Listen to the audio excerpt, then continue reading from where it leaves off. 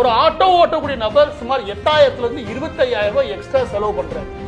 ஒரு கார் ஓட்டக்கூடிய நபர் 10,000 இருந்து 40,000 ரூபாய் எக்ஸ்ட்ரா செலவு பண்றாரு. மற்ற நாடுகளை கம்பேர் பண்ணும்போது ஒரே மாடல், ஒரே நேரத்தில் வாங்கின ஒரே மாதிரியான விஷயங்கள். இது எதனால தமிழ்நாட்டில் இப்படியான நிலைமை? நிஜமா சொல்றேன், தமிழ்நாட்டில் தான் ரொம்ப மோசமான நிலைமை.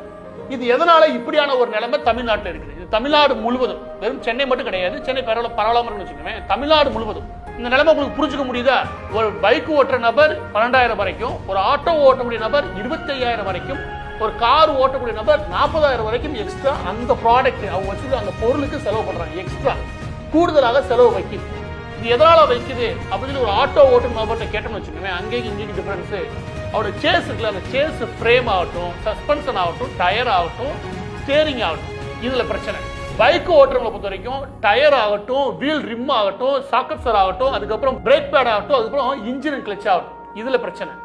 அதுக்கப்புறம் கார் ஓட்டக்கூடிய நபர் இருக்காங்களே, இவங்களுக்கு tyre and suspension, wheel balancing, under body silencer, அது பிரேக் சிஸ்டம், அதுக்கப்புறம் ஃபியூல் எஃபிஷியன்சி, இவங்களுக்கு இதெல்லாம் பிரச்சனை வரதுனால இதெல்லாம் பிரச்சனை அடிக்கடி வருது. அதாவது மற்ற இடங்களில் இதே ப்ராடக்ட் இருந்தா செலவு எதுவும் அவ்வளவு வைக்கல, ஆனா இவங்களுக்கு மட்டும் அதிகமா செலவு வைக்குது தமிழ்நாட்டில்.